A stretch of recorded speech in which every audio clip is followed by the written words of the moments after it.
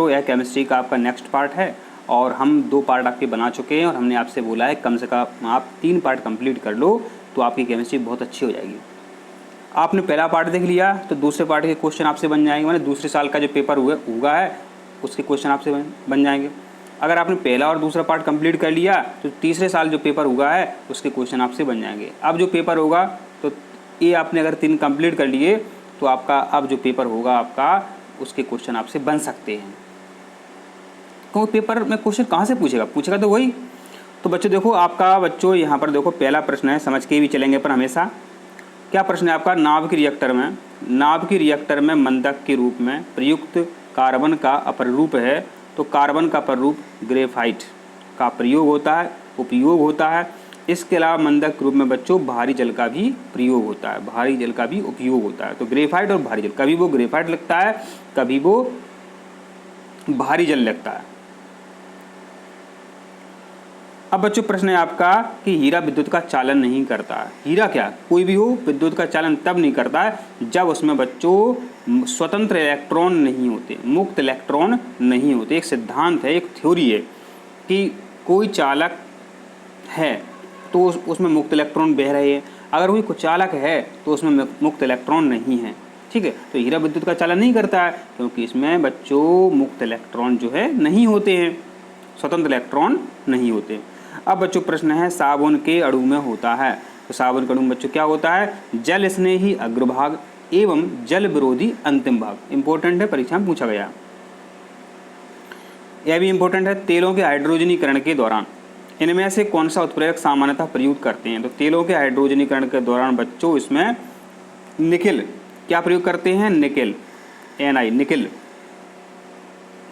जब तेलों का हाइड्रोजनीकरण कराते हैं तो उसमें निकेल धातु प्रयोग करते हैं।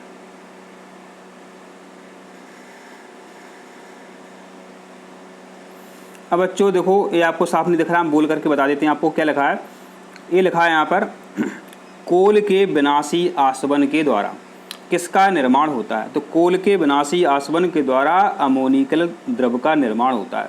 कोल के विनाशी आसवन के द्वारा क्या बनता है? अमोनिकल द्रव बनता है। यहाँ पर भी आपको समझ में नहीं आ रहा होगा, बोल के बता देते हैं। इनमें से कौन से समावयवी हैं? कौन से समावयवी हैं? तो ब्यूटेन व आइसोब्यूटेन, ब्यूटेन व आइसोब्यूटेन समावयवी होते हैं। तो आप हमारी आवाज़ से अंदाज लगा लें। अब प्रश्न है कि कार्बन का अपर रूप जो ऊष्मा एवं विद्युत का अच्छा चालक है, कक्षा 10 में आपने अच्छे से याद किया। जो ग्रेफाइट होता है बच्चों ये विद्युत का चालक होता है। ग्रेफाइट विद्युत का कैसा होता है? चालक। और कार्बन का अपर रूप भी है, तो कार्बन का वो अपर रूप जो विद्युत का चालन करता है, तो वो कौन सा बच्चों? ग्रेफाइट है। अब ये प्रश्न है कि कार्बन परमाणुओं का स्वयं जुड़ने का गुण क्या कहलाता है? जुड़ना माने श्रृंखला बनना, माने जंजीर जो होती ना उसके छल्ले आपस में जुड़ते जाते हैं, तो स्वयं जुड़ने का गुण माने श्रृंखला बनाना क्या कहलाता है? श्रृंखलन। सिंपल से देखो प्रश्न है, कार्बन परमाणुओं का स्वयं आपस में जुड़ना ये क्या कहलाता है? श्रृंखलन कहलाता है। आपने देखो हीरा है, क्या हीरा है? ठीक है, हीरा में एक कार्बन से चार कार्बन परमाणु जुड़ते हैं, समझ रहे हैं बात।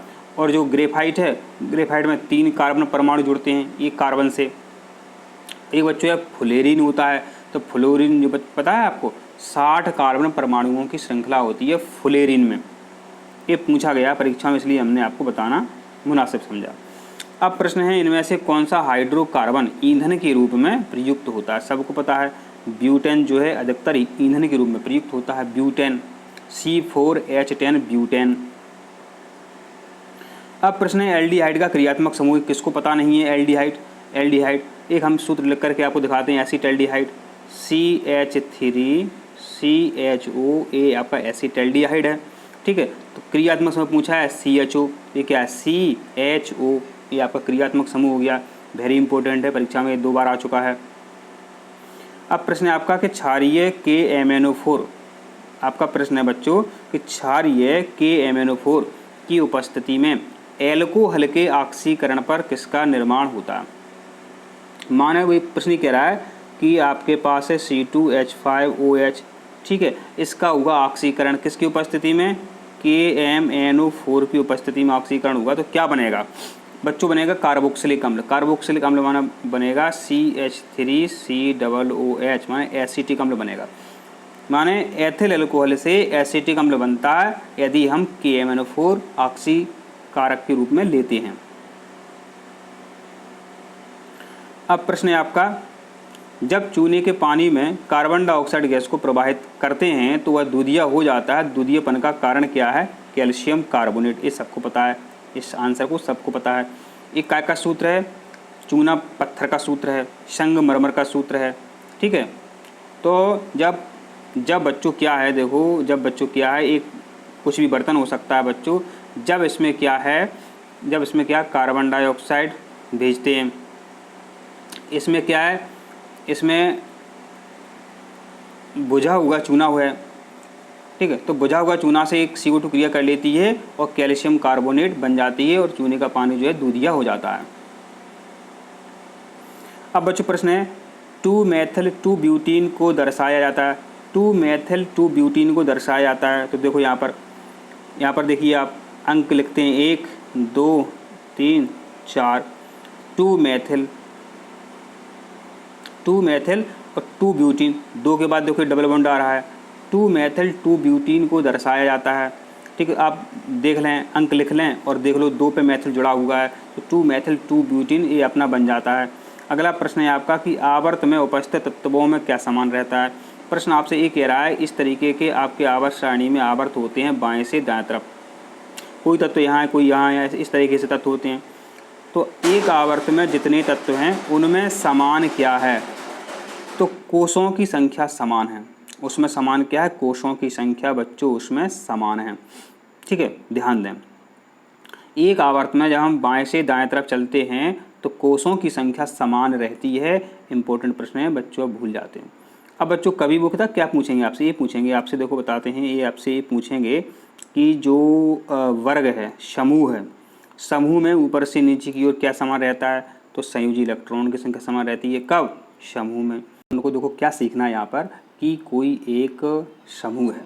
ठीक है, समूह है तो माना कि आपका पहला समूह है, दूसरा समूह है, आप पहला समूह उसको मान सकते हैं। चलो ठीक है, तो पहले समूह माना कि सोडियम है, तत्व सोडियम है, इसकी संयोजकता बच्चों 1 है। तो सभी तत्वों की संयोजकता 1 होती है, सबकी संयोजकता 1 होती है। ठीक है, तो समूह जो है, वर्ग जो है, इसको ग्रुप भी बोलते हैं। समूह बोलो, वर्ग बोलो, ग्रुप बोलो। ठीक है, इसमें सभी तत्वों की संयोजकता समान होती है, माने संयोजी इलेक्ट्रॉन समान होते हैं और संयोजकता समान होती है। आपको अच्छे से याद करना है। ठीक है, लेकिन जो प्रश्न आपसे पूछा था, यहाँ बच्चे कन्फ्यूज हो जाते हैं। ये पूछा है, देखो आवर्त पूछा है। क्या पूछा है? आवर्त। और आवर्त होते बच्चों बाएं से दाएं तरफ आवर्त होते हैं। तो आवर्त में बच्चों जो है कोषों की संख्या जो है वो समान रहती है। ये आपको यहाँ पर ध्यान रखना है। कौन सा आकार में सबसे छोटा है?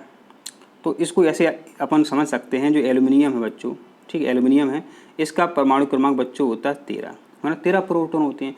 3 जे निकल गए तो 10 बचे इलेक्ट्रॉन। तो 13 प्रोटॉन 10 इलेक्ट्रॉन को अपनी ओर आकर्षित करते हैं तो परमाणु का आकार छोटा हो जाता है। इसलिए पूछा है आपसे सबसे छोटा कौन सा है, तो आपका आंसर क्या है? एल्युमिनियम 3 धनायन। अब हम आपसे पूछ रहे हैं, कमेंट में आप जवाब दें। ये सोडियम है और ये सोडियम धनायन है, किसका आकार बड़ा है? आप कमेंट में जवाब दें। या फिर नहीं, हम आपसे पूछ रहे हैं कि सोडियम और सोडियम धनायन है, किसका आकार छोटा है, ऐसा जवाब देना है प्रश्न के हिसाब से। तो किसका आकार छोटा है, आप कमेंट में जवाब दें। ठीक है, एल्युमिनियम 3 धनायन इसका आंसर अपना सही है। अपन देखते हैं सिलिकॉन एवं क्लोरीन, जिनके परमाणु क्रमांक 14 एवं 17 हैं, की संयोजकता हैं। तो इसका आपका करेक्ट आंसर बच्चों क्या है? ये तो आपका करेक्ट आंसर हो गया कि 4 और 1। इसको कैसे निकालेंगे? तो देखो बहुत सारे तत्वों की जो संयोजकता हैं वो अपन समूह से निकाल सकते हैं। जैसे पहले समूह हैं तो उनकी संयोजकता बराबर 1 ही होती है, दूसरे समूह वालों की 2 होती है, बच्चों पता हो। ठीक है, इसी तरह बच्चों 13वें समूह के तत्व होते हैं उनकी 3 होती है, 14वें समूह वाले होते हैं उनकी 4 होती है। इसके बाद बच्चों जो 15 नंबर का समूह है तो अब ऐसा नहीं आएगा, अब हल करना है 5 में 3 जोड़ दो, 5 में 3 जोड़ दो तो 8 उत्तर आएगा, तो इनकी संयोजकता होती है 3। ऐसे 16वां समूह है तो 6 में कितने जोड़े कि 8 हो जाएं, तो 6 में जोड़ेंगे 2 तो 8 हो जाएगा, तो 16वें समूह की 2 संयोजकता होती है। 17वां समूह है, 7 में क्या जोड़े 8 हो जाए तो 1 जोड़ दो, ठीक है, तो 8, ठीक है। तो 17वें समूह की संयोजकता 1 होती है। अब 18वां समूह है तो अपने आप में 8 है, अष्टक है, ठीक है। तो 18वें समूह की संयोजकता जो है 0 होती है, ठीक है। तो समझ गए आप। तो सिलिकॉन और क्लोरीन आपसे पूछा है, तो क्लोरीन का देखो सबको पता है, किसको पता नहीं है। क्लोरीन को हम हमेशा ऐसे लिखते हैं, ठीक है। तो ऋणिक आवेश है तो इसकी एक संयोजकता है, और ऑप्शन में आपको डी ये दिख ही रहा है, कोई समस्या वाली बात नहीं है। पीतल किसकी मिश्र धातु है? जो पीतल है बच्चों ये किसकी मिश्र धातु है? तो पीतल जो है तांबा और जस्ता, पीतल जो है बच्चों, पीतल जो है तांबा और जस्ता से मिलकर बनी मिश्र धातु है। अब बच्चों जो स्टेनलेस स्टील है परीक्षा में कई बार पूछी जाती है, अब कई किताबों में कन्फ्यूजन है। स्टेनलेस स्टील जो है लोहा, क्रोमियम, निकल प्लस कार्बन से मिलकर बनी होती है। अगर ऑप्शन में कार्बन भी लिखा रहे तो आपको यही आंसर करेक्ट करना है, लोहा, क्रोमियम, निकल।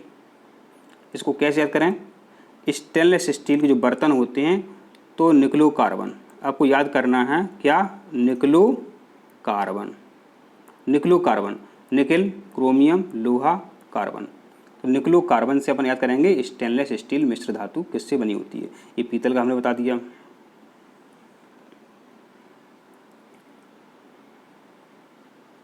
अब प्रश्न है कि एक अम्ल की क्षारीयता को किस प्रकार से परिभाषित किया जा सकता है। एक अम्ल की क्षारीयता को, एक अम्ल है उसकी क्षारीयता को कैसे अपन बता सकते हैं कि वो कितना क्षारीय है। अब इसका आंसर बच्चों आप दें, किताब में आप देख करके बताएं क्या इसका आंसर सही है, ठीक है। एक अम्ल की क्षारीयता, तो मुझे इसका आंसर जो बी लग रहा है कि एक अम्ल की क्षारीयता को किस प्रकार परिभाषित कर सकते हैं। तो एक अम्ल की क्षारीयता को हाइड्रोजन आयनों की संख्या जिसे अम्ल से निर्मित कर सकते हैं उसके द्वारा अपन बता सकते हैं। अब बच्चों आपका प्रश्न है कि सोडियम और क्लोरीन मिलकर के सोडियम क्लोराइड बना रहे हैं, तो तत्व हैं मिल रहे हैं माने संयोजन कर, तो ये संयोजन अभिक्रिया है। कई बार परीक्षा में पूछा जाता है, कई बार परीक्षा में पूछा जाता है, रिपीट हुआ ये क्वेश्चन है। अब प्रश्न बच्चों समझने की कोशिश करना, जिंक की क्रिया हुई FeSO4 से, तो जिंक सल्फेट बना, जिंक से जिंक सल्फेट बना माने जिंक सल्फेट में ऑक्सीजन जुड़ गई जिंक सल्फेट में ऑक्सीजन। तो बच्चों जब ऑक्सीजन जुड़ती है तो ऑक्सीकृत बोलते हैं, तो जिंक यहाँ पर ऑक्सीकृत हो रहा है, जिंक यहाँ पर ऑक्सीकृत हो रहा है। अब बच्चों कक्षा 10वीं का प्रश्न है कि ये लेड नाइट्रेट है। अब इसको कैसे दिखें, आपको दिख रहा होगा, हाइपर मोबाइल चलाएं तो यहाँ पूछा है क्या बनेगा, तो यहाँ 4 NO2 बनेंगे, 4 NO2 यहाँ पर बनेंगे। अब प्रश्न है जब मैग्नीशियम 2 आयन में परिवर्तित होता है, हमने बोला है कि जब प्लस हो तो त्यागना बोलते हैं, तो यहाँ पर ऑप्शन में लिखा हुआ 2 इलेक्ट्रॉन त्यागे जाते हैं, माने मैग्नीशियम जब Mg2 धनायन में बदलता है तो इसका मतलब है 2 इलेक्ट्रॉन त्यागे जाते हैं। जल के विद्युत अपघटन से कौन सी गैस कैथोड पर निकलती है, तो जल के विद्युत अपघटन से कैथोड पर हाइड्रोजन गैस निकलती है। जल के विद्युत अपघटन से कौन सी गैस कैथोड पर निकलती है, तो हाइड्रोजन। एनोड पूछता तो ऑक्सीजन, यहाँ पूछा है कैथोड तो हाइड्रोजन सही है। फेरस सल्फेट के ऊष्मीय अपघटन द्वारा लाल भूरे रंग का कौन सा यौगिक मिलता है, तो फेरिक ऑक्साइड मिलता है। क्या मिलता है? फेरस सल्फेट के ऊष्मीय अपघटन के द्वारा लाल भूरे रंग का फेरिक ऑक्साइड मिलता है। क्या मिलता है? Ferric oxide. हाइड्रोजन क्लोरीन आपस में मिल रहे हैं, तो देखने से पता चल रहा है कि ये संयोजन अभिक्रिया है। कितने सरल प्रश्न आपसे पूछे जाते हैं। प्रश्न एक, कौन सा यौगिक पुताई के काम में आता है? पुताई के काम में क्या आता है? सबको पता है, किसको पता नहीं है? बिना बुझा चूना। बिना बुझा चूना माने बच्चों CaO माने कलई, इसकी पुताई की जाती है, किसको पता नहीं है। अब कौन सा यौगिक श्वेत और श्याम फोटोग्राफी में इस्तेमाल करते हैं, तो AgBr माने सिल्वर ब्रोमाइड। पुराने ज़माने में जो फोटोग्राफी होती थी, रीलें चलती थी, उनमें क्या है AgBr पुता रहता था। जो रीलें होती थी, जो पुराने ज़माने में बच्चों रीलें होती थी, इन पर क्या पता रहता था? AgBr, इनमें बच्चों AgBr पुता रहता था, सिल्वर ब्रोमाइड पुता रहता था। अब सिल्वर की सतह पर बने काले लेप का क्या सूत्र बच्चों? क्या है? सिल्वर माने चांदी, चांदी चमकती है लेकिन कुछ समय बाद वो काली पड़ जाती है, तो काली पड़ने का कारण है Ag2S माने वायुमंडल में क्या सल्फर जो है उड़ती रहती है। तो चांदी जो है बच्चों सल्फर से क्रिया करके Ag2S बनाती है, Ag2S माने सिल्वर सल्फाइड बनाती है जो कि काले रंग का होता है। ठीक है, तो सिल्वर काले रंग का किस कारण से हो जाता है? Ag2S के कारण हो जाता है। अब प्रश्न है कैल्शियम फास्फेट दांतों की परत में होता है, इसकी प्रकृति कैसी होती है? तो इसका आपका आंसर सही क्या है? क्षारीय है। तो आशा करते हैं आपको वीडियो समझ में आ गया है। तो बच्चों सभी क्वेश्चन के आंसर हमने आपको समझा दिए हैं। ठीक है, आप वीडियो को लाइक करें और चैनल को सब्सक्राइब करें। मिलते हैं अगली वीडियो में। धन्यवाद।